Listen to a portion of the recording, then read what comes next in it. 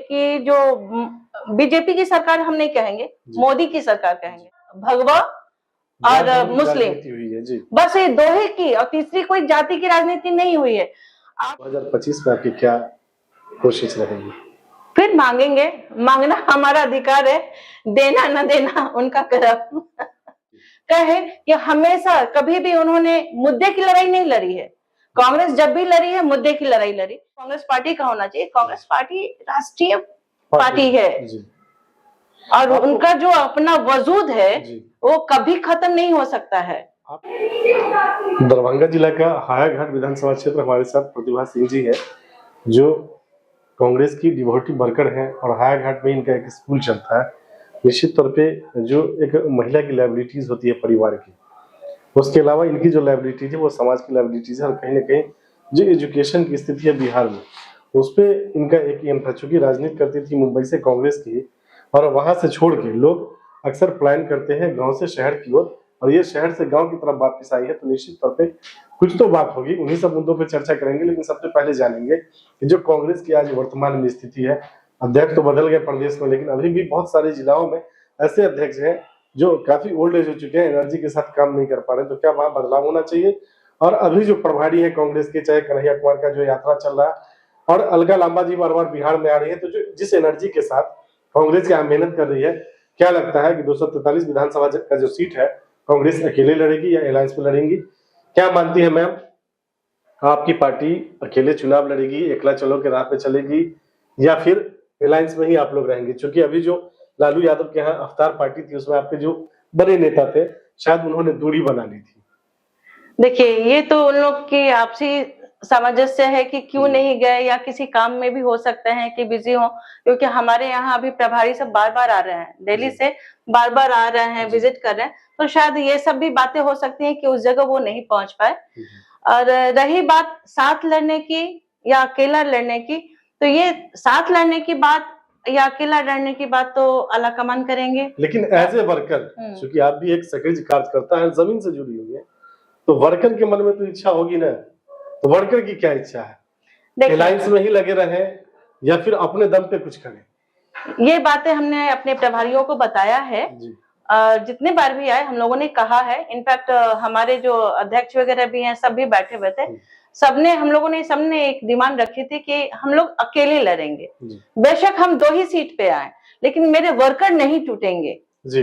जो आज जो हम लोग साथ लड़ रहे हैं, महागठबंधन में लड़ रहे हैं, वहां जो वैल्यू देना चाहिए कांग्रेस पार्टी को, जबकि मान सम्मान जो कांग्रेस पार्टी का होना चाहिए। कांग्रेस पार्टी राष्ट्रीय पार्टी है और उनका जो अपना वजूद है वो कभी खत्म नहीं हो सकता है। आपको लगता है कि जो क्षेत्रीय पार्टियां हैं वो चाहती है कि वजूद राष्ट्रीय पार्टी का खत्म हो जाए, लेकिन अगर शायद राष्ट्रीय पार्टी भी सचेत नहीं होती है और पिछलग्गू बन के चलेगी, छोटे भाई की भूमिका में चलेगी, तो निश्चित तौर पे नुकसान तो होगा। देखिए, अभी तो सबका एक ही है कि हम लोग जाति की राजनीति, जो पार्टी जाति की राजनीति कर रही है उसको बैकफुट पे रखें। यहाँ पे हम लोग सब अपना अपना अभी नहीं देख रहे हैं। जो हमारी महागठबंधन की सरकार बनी, इसी पे कि जो बीजेपी की सरकार हम नहीं कहेंगे, मोदी की सरकार कहेंगे। जो मोदी की सरकार जो बनी है उसको बैकफुट पे कैसे हम उनको वहां से हटा के हम अपनी सरकार, जो सबको साथ लेके चलने वाली जो सरकार है, वो बनाया जाए। इस संदर्भ में हमारा पहला स्टेप ये था। इसलिए महागठबंधन के तहत हम लोग लड़के उनको दूर रखने का काम करना चाह रहे थे, जो अकेला बस की बात नहीं थी। जैसे अब बिहार में जातीय राजनीति बहुत सक्रिय है, तो यहाँ हमको सबको साथ में लड़कर उस पार्टी को रोकना है। मोदी सरकार को रोकना था, जो उनकी पार्टी कहे कि हमेशा कभी भी उन्होंने मुद्दे की लड़ाई नहीं लड़ी है।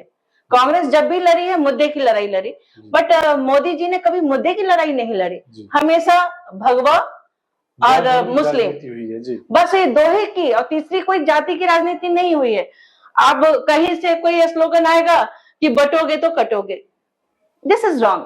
हम लोग सब एक जगह रह रहे हैं। हम लोग क्यों हम जाति में बांटते हैं? हम लोग सब एक ही समुदाय के लोग हैं, जो हिंदुस्तानी कहलाते हैं, हम इंडियन कहलाते हैं। तो इसके लिए महागठबंधन बना और हम लोग उस काम को कर रहे हैं और देखते हैं कि लेकिन आगे क्या सोच बनती है। लेकिन महागठबंधन में जिस तरीके से 2024 के लोकसभा चुनाव में आरजेडी ने जो किया, अपनी मर्जी से प्रत्याशी की घोषणा कर दी, तो क्या लगता है कहीं ना कहीं दरकिनार किया गया और आप लोगों की क्या मजबूरी थी कि उसके बावजूद भी आप लोग पार्टी अलायंस में रही? देखिए, जो वहां पे बैठे हुए थे जी उनकी क्या बात हुई, वो बातें तो हम तक साझा नहीं हुई। जी तो ये बेहतर वो लोग बता सकते हैं कि वहां पे क्या बातें हुई, किस जी किस विषय पे बातें हुई और कैसे कैसे डिसाइड किया गया। जी लेकिन हाँ, हम लोग थोड़े दुखी जरूर थे उस समय कि जो सीट हम लोग जीत के ला सकते थे उस जगह को हम लोग हार में का सामना करना पड़ा 2020 की भी उसमें। वही स्थिति कमोबेश दरभंगा की अगर बात बिल्कुल। करें, जहां से जीता जा सकता था जिस सीट को, उस सीट को आरजेडी अपने खाते में लेके हारने का काम किया। हाँ बिल्कुल। और लोकसभा चुनाव में भी वही हुआ। 2019 की अगर लोकसभा की बात करें तो अगर पूरे महागठबंधन की बात कर ले तो सिंगल सीट जो आपकी थी डॉक्टर जावेद, वो जीत के आए थे और आरजेडी कहीं भी नहीं थी, नहीं जीरो थे। पे थी। हाँ तो निश्चित तौर पे कहीं ना कहीं जनाधार आज भी कांग्रेस का है। लेकिन ये सबसे बड़ी समस्या है कि कांग्रेस शायद अलायंस की वजह से अपने वर्करों की बलि दे देती है, और सबसे बड़ा कारण यही है कि जो उनके वर्कर है धीरे धीरे साइड होते जा रहे हैं। हम इसमें ना भी नहीं कहेंगे और पूरी तरह हम सहमति भी नहीं दिखाएंगे। लेकिन हाँ, ये जरूर है कि जब हम अलायंस में लड़ते हैं तो हमें वो तवज्जो नहीं दी जाती, हमारे वर्करों को वो मान सम्मान नहीं दिया जाता जो दूसरे को मिलता है। जी तो इसके लिए हमारे वर्कर तो बैकफुट पे जाते हैं, दुखी तो होते हैं जरूर कि इलेक्शन है, इलेक्शन में हर वर्कर का रहता है कि हम बढ़ चढ़ के हिस्सा लें, हम अपना दिखाएं कि हमारे पास इतने लोग हैं, हम इतने वोट अरेंज कर सकते हैं। वो सब उनका तो छिन इस जाता बार है। कांग्रेस चाहेगी कि कम से कम अलायंस में ही लेकिन सम्मानजनक सीट हो। हाँ ऑफ कोर्स करना चाहिए, जरूर करना चाहिए, जरूर करना अभी चाहिए। जो दरभंगा की स्थिति है, कुल मिला के ये कहा जाए तो संगठन की जो स्थिति है, चाहे महिला विंग हो, यूथ हो या मेन विंग हो, बहुत अच्छी स्थिति में नहीं है। क्या लगता है कि ड्रेसिंग पर्सन को जिलाध्यक्ष बनना चाहिए, चाहे वो किसी भी विंग के हो? अभी एनयूसीआई का तो बहुत सालों से चेंज नहीं हुआ। इससे पहले हमारे जो एनयूसीआई के जो अध्यक्ष थे दरभंगा जिला के, काफी मेहनती थे। अब अभी वो अमीन वगैरह का इसमें चले गए, तो अभी कुछ बना नहीं है, वैसे ही चालू है। लेकिन हाँ, अभी हर विंग को देखा जा रहा है, उसको वही मान सम्मान के तहत ऊपर लाया जा रहा है जो मान सम्मान हमारा बेसिक कांग्रेस का है। आप दरभंगा से संबंध रखती हैं और आपका जो गृह विधानसभा है वो हायाघाट है।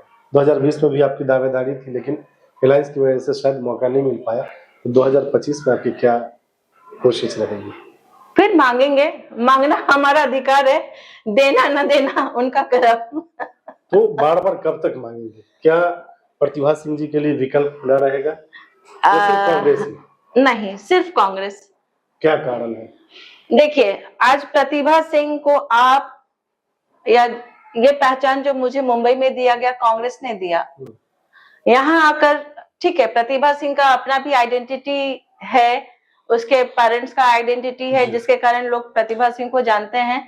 लेकिन फिर भी एज ए वर्कर हम कांग्रेसी जाने जाते हैं। प्रतिभा सिंह के आगे एक कांग्रेसी जुड़ा हुआ है जो बहुत सम्मानित करता है मुझे, मैं उसको तो नहीं छोड़ूंगी। उसको खोना नहीं चाहते? नहीं, उसको नहीं, एट एनी कॉस्ट हम उसको नहीं हायाघाट में छोड़ना आपकी चाहेंगे। क्या एक्टिविटीज रहती है, कैसी तैयारी है आपकी? हायाघाट में समय पे जो भी जरूरत होती है हम लोग करते रहते हैं, वर्कर से मिलते रहते हैं। इधर कुछ महीनों से कह लीजिए या कुछ सालों से वर्कर का हम लोगों ने मीटिंग नहीं रखा। अपना जो हम पर्सनली रखते थे उसका कई कारण था, नहीं कर पाए। लेकिन वर्कर तो हमारे सब तैयार हैं, यहाँ वर्कर की कमी नहीं है। अगर पार्टी आपको सिंबल देती है तो क्या हायाघाट विधानसभा सीट आप जीत पाएंगे? कोशिश तो हर आदमी जीतने की करता है, और बाकी तो ऊपर वाले का कर्म कि वो क्या हम मुझे देते हैं, मेरे नसीब में क्या है। व्यक्तिगत तौर पे हाँ, हम जीत सकते हैं, जीत सकते हैं। हम जीत सकते हैं। क्या क्या इसका कारण? उसका एक दो रीजन था, जैसे यहाँ का जो समीकरण है, ब्राह्मण है, राजपूत है, फिर अदर कास्ट है, यहाँ पे सब कुछ है।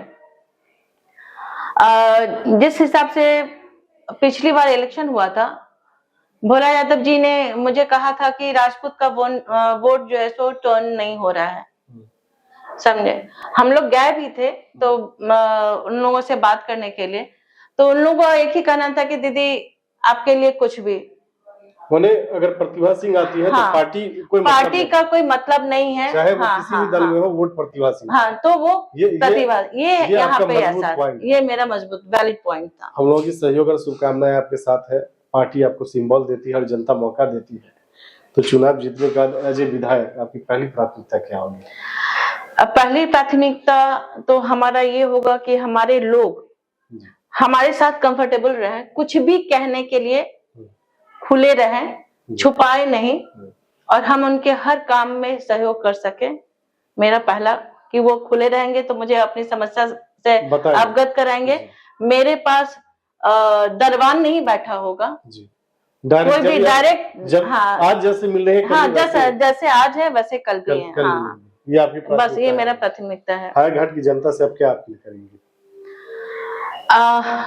हम ये नहीं कहते कि आप हमको वोट कीजिए, लेकिन जो आपको सही लगता है आप उसको जरूर वोट करें, और वोट सबसे पहले तो वोट जरूर करें।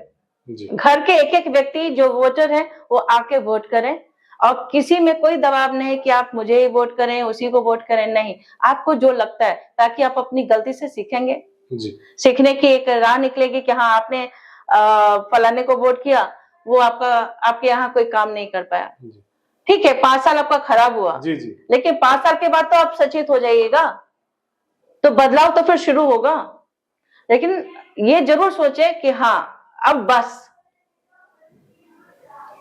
अब कुछ और नहीं, ना हमको जाति में जाना है, ना हमको पैसे से जाना है, किसी चीज में नहीं, जो आपका साथ दे, आपके लिए हमेशा खड़ा रहे, वैसे लोगों का चुनाव आप कीजिए। आपसे हम यही दरखास्त करेंगे। प्रतिभा सिंह जी, हमसे बात करने के लिए धन्यवाद। Thank you. ये थी प्रतिभा सिंह, जो पीसीसी की डेलीगेट है और डिवोटिव कांग्रेसी है। निश्चित तौर पर इन्होंने कहा कि माँ और बाप एक होते हैं, तो मेरे लिए पार्टी भी एक ही है, और जो मान सम्मान हमको मिला, जो नाम मिला, और प्रतिभा सिंह के साथ जो कांग्रेस लगता है, निश्चित तौर पे कहीं ना कहीं कांग्रेस का दिया हुआ है, और इसीलिए टिकट मिलना न मिलना वो दूसरी बातें हैं, लेकिन हम पार्टी में रहेंगे। लेकिन एक सवाल ये भी है कि जो कांग्रेस की स्थिति विगत 90 के बाद बिहार में हुई है, उसके सबसे बड़े जिम्मेदार अगर कोई है तो यहाँ की शीर्ष नेतृत्व है, चाहे वो जो भी हो, प्रदेश अध्यक्ष हो, चाहे प्रभारी हो, निश्चित तौर पे उनकी ही वजह से पार्टी की ये हाल हुई है। लेकिन अभी वर्तमान में जो बिहार में चल रहा है, युवा लोगों को मौका दिया गया प्रभारी बना के, चाहे वो अल्लाह कृष्णा हो, कन्हैया कुमार हो, राजेश कुमार हो, निश्चित तौर पे इन लोगों के आने के बाद पार्टी में एक एनर्जी आई है। और बार बार जो अलका लांबा है, महिला के अध्यक्ष है, उनका भी आना जाना बिहार होता है, तो निश्चित तौर पर जिस एनर्जी के साथ कांग्रेस मेहनत कर रही है, कांग्रेस की भी दायित्व बनती है, जिम्मेदारी बनती है कि वर्कर को समेट के अपने साथ रखना। ऐसे वर्कर जो आपके पार्टी में तो है लेकिन निष्क्रिय हो गए हैं, आपसे हट गए हैं, तो उसको भी जोड़ना आपकी प्राथमिकता होगी। अगर कांग्रेस 243 पे लड़ती है तो निश्चित तौर पे सम्मानजनक सीट अगर नहीं भी आती है तो वर्करों में एक उम्मीद जगेगी, अगर इससे ज्यादा मेहनत करेंगे तो अगली बार दावेदारी मेरी भी होगी और मैं भी विधायक बन सकता हूं। तो कांग्रेस को भी ये ध्यान देने की जरूरत है कि कब तक पिछलग्गू बनेंगे। अगर आप आरजेडी के पिछलग्गू बनते हैं तो निश्चित तौर पर आपकी जो अभी स्थिति है, जहां जहां आरजेडी लूज करने वाला सीट होता है वो आपको देती है, और जो सीट सही होता है खुद का कैंडिडेट घोषित कर देती है, जो हमने लोकसभा के चुनाव में भी देखा है। हायाघाट में पिछली बार अगर इनको मौका मिलता तो निश्चित तौर पर समीकरण पिछाड़ होता, लेकिन अभी भी समय है और ये तय करना शीर्ष नेतृत्व को है, जिला और प्रदेश को तय करना है कि अगर इनके जैसी महिला आती है तो निश्चित तौर पे आपकी जो यहाँ संख्या नगण्य होती जा रही है उसमें शायद इजाफा हो जाए, 1 नंबर बढ़ जाए, विधानसभा का एक सीट सेफ माना जाए। उसका सबसे बड़ा कारण है कि आज इनके पास सब कुछ होते हुए भी कहीं ना कहीं समाज के लोगों के लिए एक स्कूल खोल के बैठी है और अपने परिवार से बहुत दूर, जबकि जो लोग वेल एजुकेटेड या वेल सेटल होते हैं तो उनकी मंशा होती है कि हम कहीं बड़े शहर में जाके रहें, लेकिन बड़े शहर से अगर गांव में आके कोई रह रही है तो निश्चित तौर पे ये भी इनकी कुर्बानी है। तो ये जनता को भी तय करना है कि इनके साथ खड़े रहे, और पार्टी को सबसे पहले तय करना है कि अगर आप अच्छे प्रत्याशी का चुनाव करते हैं तो निश्चित तौर पर जो विधानसभा में आपकी स्थिति कम वोट से हारने की होती है शायद वो दूर हो जाएगी।